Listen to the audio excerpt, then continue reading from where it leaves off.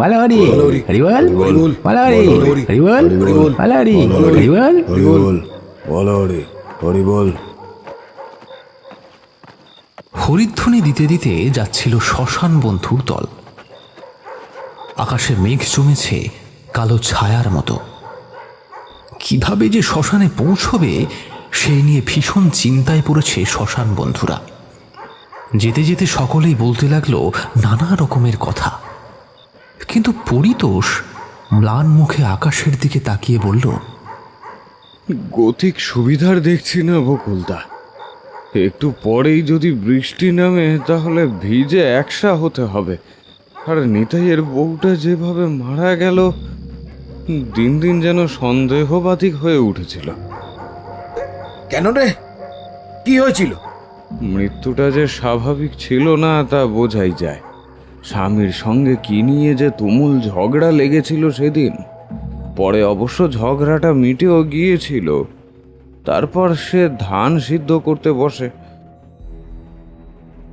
সেই সময় উনুনের আগুন কাপড়ে লেগে যায়।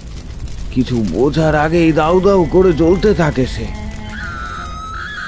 প্রবল চিৎকারে কেঁপে উঠেছিল সমস্ত বাড়িটা। ওই সময় নিতাইয়ের চোখে পড়ে ঘটনাটা। তাড়াহুড়ো করে সে এক কলসি জল ছুঁড়ে দেয় স্ত্রীর দিকে, কিন্তু তখন অনেক দেরি হয়ে গেছে। আগুন ছড়িয়ে পড়েছে গোটা শরীরে। শেষমেশ যখন আগুন নিভল, তখন তার স্ত্রী মাটিতে পড়ে আছে, একটা ঝলসানো নিথর দেহ। আর শুনেছি মৃত্যুর আগ মুহূর্তে সে চিৎকার করে বলেছিল,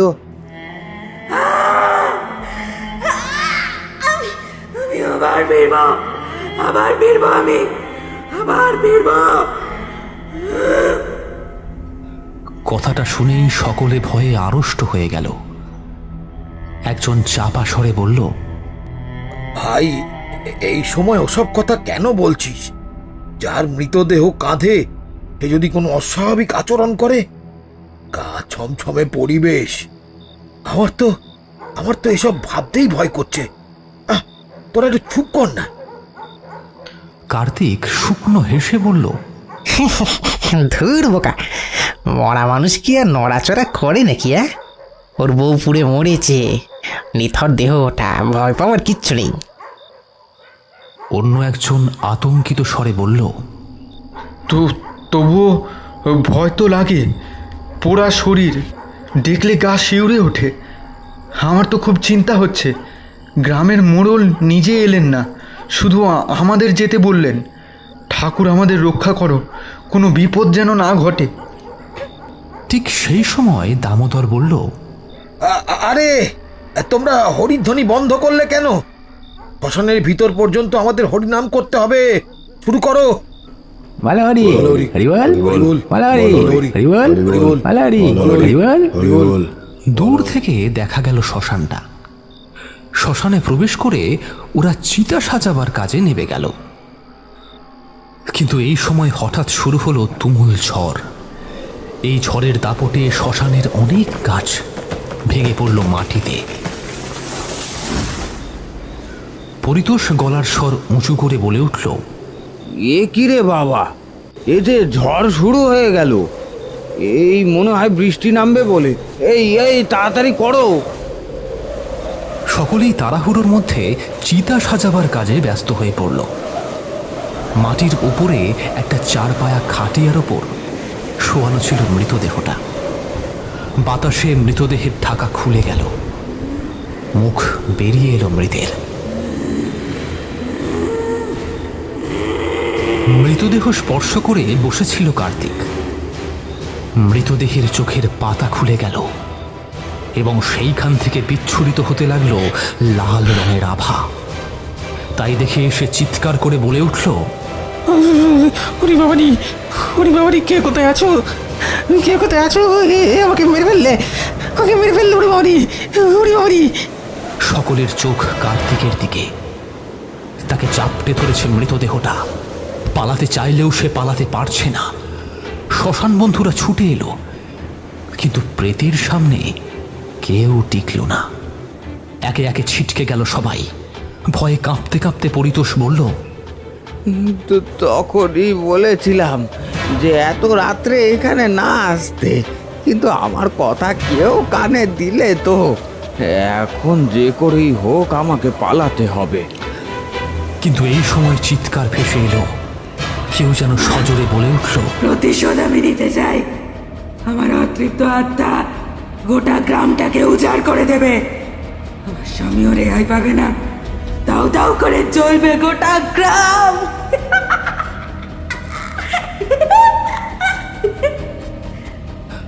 কথাটা বলেই সে অদৃশ্য হয়ে গেল।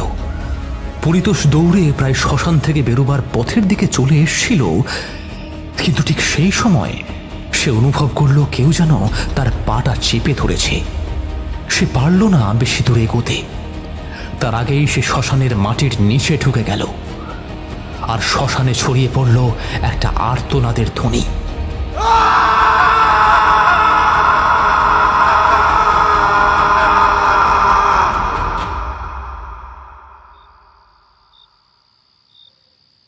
রাতের বেলা সবেমাত্র খেতে বসেছিল নিতাই।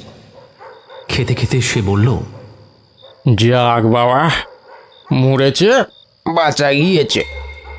সারাদিন শুধু আমাকে জ্বালিয়ে শেষ করে দিত। এই নে নে নে, জোরে জোরে বাতাস কর, হ্যাঁ জোরে জোরে বাতাস কর। তার বোন অনুপমা সাড়া দিয়ে বলল, তা যা বলেছো দাদা, আমার তো তোমাকে দেখে কষ্টই লাগতো। বাড়িতে অমন লক্ষ্মী ছাড়া বউ থাকলে সংসার করা যায় নাকি? কথাগুলো যখন অনুপমা বলছিল, ঠিক সেই সময় বাইরে সদর দরজায় টোকার শব্দ হলো। আর টোকার শব্দটা শুনেই ভ্রুকুটি করল অনুপমা। তারপর বিরক্ত হয়ে বলে উঠল, এই অসময় আবার কে এলো?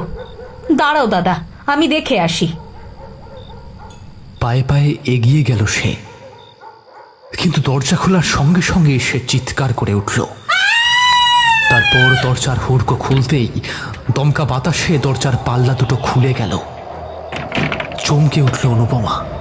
নিতাই বাতাসে নাক টানল, তারপর বলল, এ কি পোড়া পোড়া গন্ধটা আসছে কোত্থেকে? ওরে বাবারে, বৌদি তুমি এখানে এলে কি করে? আমি ফিরে এসেছি, কিন্তু মরে যাবার পরেও আমি ফিরে এসেছি। আমার যে হিসেব বাকি আছে। আমি যে কষ্ট পেয়ে মরেছি, আর তুমি এদিকে রসনা তৃপ্তি করছো। এবার তোমার শেষ দেখে আমি যাবো। কিন্তু কিন্তু তুমি তো মরে গিয়েছিলে, তাই না? আমি মরে গিয়েছিলাম, কিন্তু তবু ফিরে এসেছি। এইবার তোদের পালা, তোদের আমি আজকেই শেষ করে দেব। কথাটা বলেই নিতাইয়ের স্ত্রী তাদের পালাবার পথ দিল না। সামনে দাঁড়িয়ে থাকা তার বোন অনুপমার দিকে দুটো হাত বাড়িয়ে দিল। অনুপমা কষ্ট পেয়ে বলে উঠল, দাদা দাদা, আমাকে বাঁচাও। আমার আমার যে কষ্ট হচ্ছে, আমাকে আমাকে উদ্ধার করো। এই এই ও যে ছেড়ে দাও, ওকে ছেড়ে দাও বলছি অনুপমাকে। তুমি কি চাও? হ্যাঁ কি চাও? তোমাদের রক্ত চাই, এই গ্রামের বিনাশ চাই। কেউ তোমরা আমাকে প্রতিহত করতে পারবে না। এই বাড়িতে আমি আগুন লাগিয়ে দেব। অনুপমার গলা চেপে ধরা অবস্থাতেই মূর্তির চোখ দিয়ে বেরিয়ে এলো তীব্র দ্যুতি। এই দ্যুতি গিয়ে লাগলো খড়ের চালে। দাউ দাউ করে জ্বলে উঠল পুরো বাড়িটা।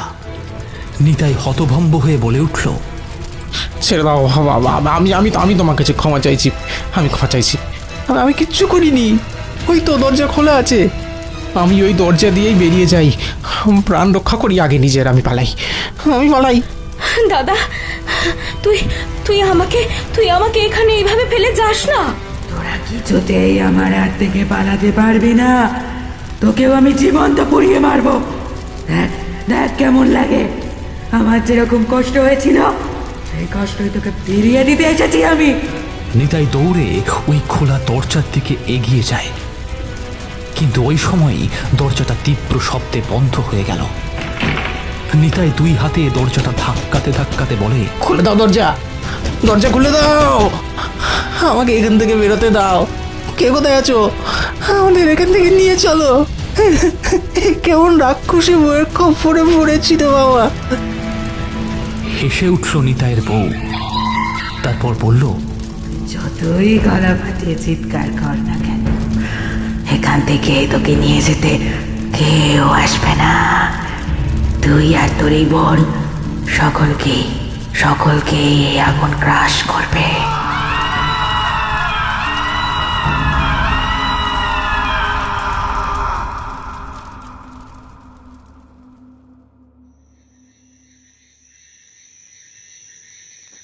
বড্ড দেরি হয়ে গেছে। এতটা দেরি হবে ভাবিনি। একটাও গরুর গাড়ি পেলাম না যে বাড়ি পর্যন্ত পৌঁছে দেবে। আরে ওই যে একটা গরুর গাড়ি আসছে না? গাড়োয়ান, ও গাড়োয়ান, শুনছো? দুহাত তুলে তপন এগিয়ে গেল। সত্যি একজন গরুর গাড়ি নিয়ে দাঁড়িয়েছিল একটা বট গাছের নিচে। তাকে দেখে গাড়োয়ান বলে উঠল, ও কোথায় যাবেন বাবু? বলছি রহমতগঞ্জে যাবে নাকি? ওইখানেই আমার বাড়ি। বাবু এত রাতে অতটা পথ না যাওয়াই ভালো। তার চেয়ে আপনি যদি আজকে রাতটা কাটানোর একটা জায়গা পান, ও মন্দ হবে না। আর রহমতগঞ্জ তো এখান থেকে কম করে হলেও একটা ক্রোশ পথ। কথাটা মন্দ বলনি। ওইখানে যেতে গেলে ঘন্টা 2 লাগে। বাড়িতেও বলে এসেছি যে ফিরতে একটু দেরি হবে। নিমন্ত্রণ বাড়িতে গিয়েছিলাম।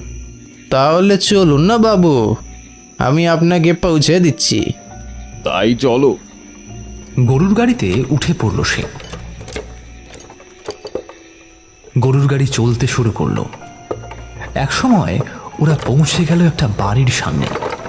গরুর গাড়ির দুলুনিতে তপনের ঝিমুনি আসছিল, তাই সে তন্দ্রাচ্ছন্ন হয়ে পড়েছিল। কিন্তু গাড়োয়ানের ডাকে তার ঘুম ভাঙল। গাড়োয়ান বলল, বাবু এইখানে নেমে পড়ুন। সে নেমে পড়ল। তারপর দেখল একটা বাড়ির সামনে দাঁড়িয়ে আছে। সে সন্দিগ্ধভাবে জিজ্ঞাসা করল, এই বাড়িতে কেউ থাকে না? না বাবু, এখানে অনেক আগে একটা পরিবার থাকতো, কিন্তু এখন কেউ থাকে না। আর অত কথায় আপনার কি কাজ? আপনি আজকের রাতটুকু থাকবেন, মাথা গোজবার ঠাই দিলাম। আর এই নিন হ্যারিকেন। গরুর গাড়িটা চলে গেল। হারিকেনুসকে তপন বাড়ির মধ্যে প্রবেশ করল। মুখরিত বাড়ির আনাচে কানাচে ঝিঁঝি পোকার ডাক। বাড়ির ভিতরে ঢুকেই সে বলল, ওই বাড়িতে লোক থাকে না? বলি, বাড়িতে কেউ আছেন? ডাকলো বটে, কিন্তু কোনো উত্তর পেল না। এইবার সে হ্যারিকেনটা রেখে কুয়োর দিকে এগিয়ে গেল। তারপর ভালো করে হাত পা ধুয়ে দাওয়ার কাছে একটা শতরঞ্জি পাতা দেখল। সে শতরঞ্জির ওপর নিজের পুটলিটা রেখে লম্বা হাই তুলল। তারপর বলল, না, এখানেই ঘুমিয়ে পড়ি। সদর দরজা বন্ধ করে দিয়েছি। নিমন্ত্রণ বাড়ি থেকে খেয়েও এসেছি। এইবার একটা জব্বর ঘুম দিই। এক ঘুমেই রাত কাবার করে দেব। ঘুমিয়ে পড়ল সে, কিন্তু ঘুম কিছুতেই হলো না। বিরক্ত হয়ে সে বলে উঠল, দূর, এখানে ঘুমোনো মানুষের কর্ম নয়। মশার কামড়, আর সেই সাথে একটা বিশ্রী শব্দ ভেসে আসছে। দেখি তো কে এত রাত্রিবেলা শব্দ করছে। সে উঠোন পেরিয়ে চলে গেল শব্দের উৎস ধরে। গিয়ে দেখল যে একটা পেয়ারা গাছের উঁচু ডালে বসে আছে একটা সাদা শাড়ি পরিহিত মেয়ে। তার হাত রক্তে ফেসে যাচ্ছিল। তাকে দেখে তপন ভয় পেয়ে বলল, ওরে বাবা রে, ওরে বাবা, আমি কার পাল্লায় পড়েছি? না না, আমাকে এখান থেকে পালাতেই হবে, পালাতেই হবে। ইচ্ছে করলেও পালাতে পারবি না। খনা সুরে কথাটা বলে উঠল মূর্তিটা। তারপর চোখের পলক ফেলতে না ফেলতেই তপন দেখল সেই মূর্তিটা তার চোখের সামনে। সে মনে সাহস সঞ্চয় করে বলল, কে তুমি? আর আমাকে কেন এখানে আটকে রাখতে চাও? সরে যাও, সরে যাও, আমি এখান থেকে চলে যাই। আমাকে মেরো না। তোকে না মারলে যে আমার একাকিত্ব ঘুচবে না, তোকে যে আজকে আমার হাতে মরতেই হবে। সে আর কোনো কথা না বলে বেরিয়ে দ্রুত পেছন দিকে দৌড়াতে থাকে, কিন্তু বেশি দূর দৌড়াতে পারে না, কেননা তার আগেই তাকে চাপটে ধরল ওই মূর্তিটা। আতঙ্কে দিশাহারা হয়ে গেল সে।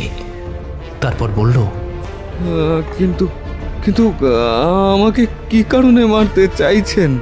আমার যে সঙ্গীর খুব দরকার। আমার অকালে সব গেছে, সংসার সুখ থেকে আমি বঞ্চিত। আমি প্রতিশোধ নিয়েছি। আগুনে যেমন নিজে পড়েছি, তেমনি সকলকে পুড়িয়ে মেরেছি। কিন্তু আর কতকাল একা থাকবো আমি? তাই তোকে আমার সাথে থাকতে হবে, চিরকাল আমার সাথেই থাকতে হবে। এইবার ওই মেয়েটা অট্টহাসি করে উঠল। তারপর সে তপনের গায়ে ধরিয়ে দিল আগুন। তপন প্রচন্ড চিৎকার করে এদিক ওদিক ছুটে গেল, কিন্তু বাড়ির বাইরে বেরোতে পারল না। যখন তার সর্বাঙ্গ জ্বলছে, ঠিক ওই সময় সে দেখল কুয়োটা। ওই তো কুয়োটা। আমি যে যেতে পারছি না। সে ওই কুয়োতে ঝাঁপ মারল। ঝপাং করে একটা শব্দ হলো, তারপর সব শেষ।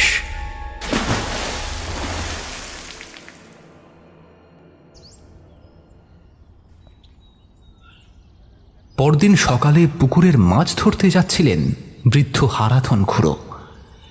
তিনি সেই পোড়া বাড়ির পাশ দিয়ে যাওয়ার সময় দেখতে পেলেন একজোড়া জুতো। তা দেখে ভ্রু কুঞ্চিত করে তিনি বললেন, আরে, এখানে এই জুতো জোড়া কে রাখলো? এখানে তো কেউ আসে না। তাহলে আর দেখছি দরজাটাও হাট করে খোলা।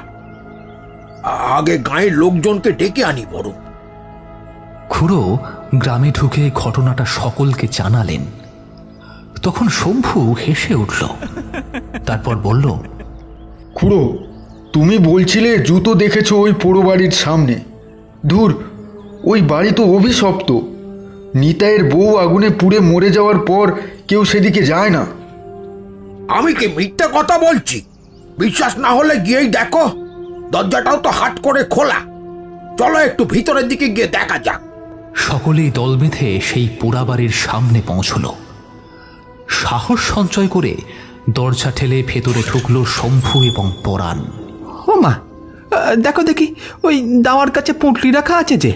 হ্যাঁ, আর হারিকেনটাও তো এখনো পুরোপুরি নেবেনি। মনে হচ্ছে কেউ গতকাল রাতে এখানেই ছিল। ওরা যখন গতকাল রাতে কে এসেছিল তা নিয়ে জল্পনা কল্পনা করছিল, ঠিক তখনই মণিময় ছুটে এসে চিৎকার করে উঠল, খুড়ো, ও খুড়ো, আরে তাড়াতাড়ি ছুটে আসো কুয়োর কাছে। দেখো কুয়োতে কি আছে। সকলেই গিয়ে দেখল একটা মৃতদেহ পড়ে আছে কুয়োর মধ্যে। খুড়ো ভয় খেয়ে বলে উঠল, নিতাইয়ের স্ত্রী এখনো এই বাড়ির মধ্যেই আছে। মাঝরাতে এখনো তার কান্নার আওয়াজ পাওয়া যায়। খুব সম্ভবত এই ছেলেটা ভিন গ্রামের ছেলে। নিতাইয়ের স্ত্রীর কবলে পড়েছিল।